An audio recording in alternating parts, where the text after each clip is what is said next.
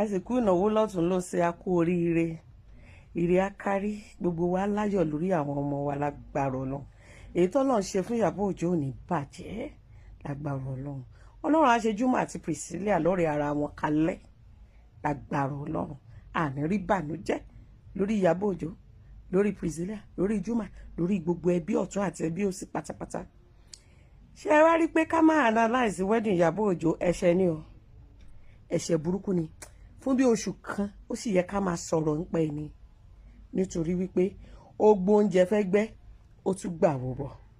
àmọ́ gẹ́gẹ́ bí ìṣe wa as Mewolakians, àwa ò ní analyze láti fi pẹ́pẹ́ anybody. àwọn àwòkọ́ṣe rere tó wà ń bẹ̀ làwa máa mú ṣọgbọ́n. a nídìí láti pẹ́pẹ́ anybody. ọ̀rọ̀ ti sọ̀rọ̀ ẹ̀ wípé òun bínú sí èèyàn, wípé ò fẹ́ràn èèyàn kò mí ìpọ́lọ́ ń bínú sí, pé ò fẹ́ràn ẹ̀ kò mí ìpọ́lọ́ ń wò fẹ́ràn ẹ̀.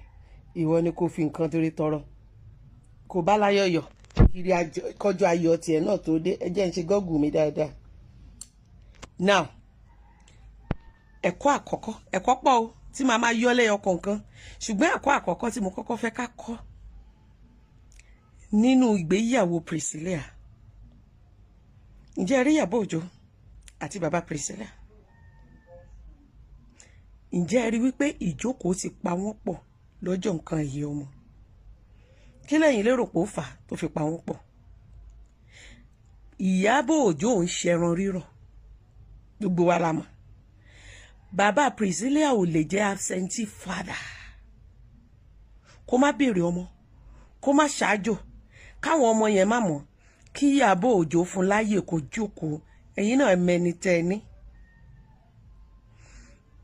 Ìyábọ̀ Òjó lówó, ó lọ́lá láti tọ́ ọmọ yẹn nìkan, ṣùgbọ́n bàbá Priscilla ó fi ṣe ti wípé àwọn ọmọ mi níwọ̀nba tó lágbára láti ṣe.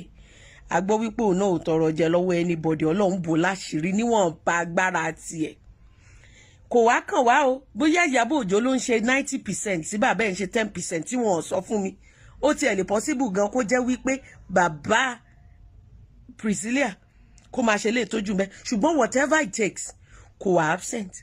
àwọn ẹ̀rí fi dájú nípa àwọn pictures tí àwọn ọmọ yẹn bá bàbá wọn yà, níbi tí bàbá Priscilla àti Priscilla ti ń jó gan. ó fi hàn wípé òun àti bàbá ẹ̀ òun ṣàlejò ara wọn.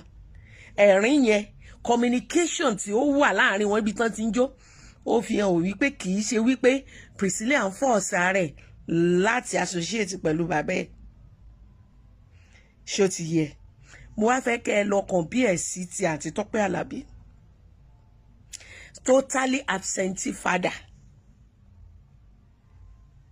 ní ti bàbá Ayọ̀míkù tó introduce ara ẹ̀ sí ọmọ lórí social media.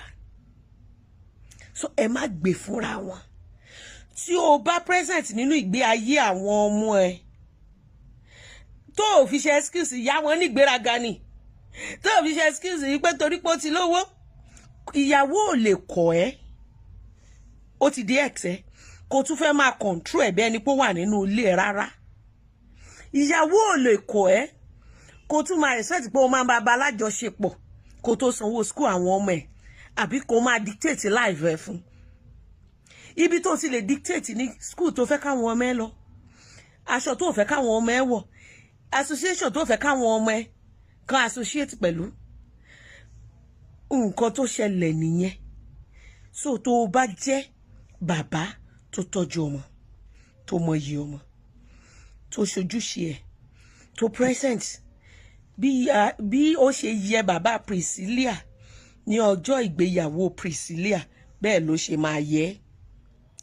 tó bá wá jẹ́ bàbá tó jẹ́ pé gbogbo excuses ló máa ń wá, ìgbà tó ti fẹ́ ọkọ, ìgbà tó ti lówó, tí n bá ti command ẹ̀ kò kí ń dá mi lóhùn ex ẹ̀. mo ní mo fẹ́ rọ́mọ, ó ní kò sáyé, èmi náà dẹ̀ pátì. school tó fọmọ sí mo lágbá mi ò ká, ó mòye tápẹ́ ẹ̀ ká wá kíyàwó ẹ̀ kí ẹ̀ tí ẹ bẹ́ẹ̀ fi kún, torí pápẹ́ ò ká kó máa ran táwọn ọmọ bá dàgbà bá ṣe ṣe bàbá Ayọ̀míkù, bẹ́ẹ̀ ni tiẹ̀ ló ṣe máa rí. so èwo ló fẹ́ yàn bẹ́ẹ̀? ṣé bàbá Priscilla tó yẹyẹyẹ ni àbí bàbá Ayọ̀míkù. Ẹ̀kọ́ àkọ́kọ́ tí mo fẹ́ ká mú jáde ńbẹ̀, mo tún yìí ń bọ̀ bóyá lọ́la àbí rọ̀lẹ́, ẹ̀kọ́ pọ̀ nínú ìgbéyàwó yìí. Ire o.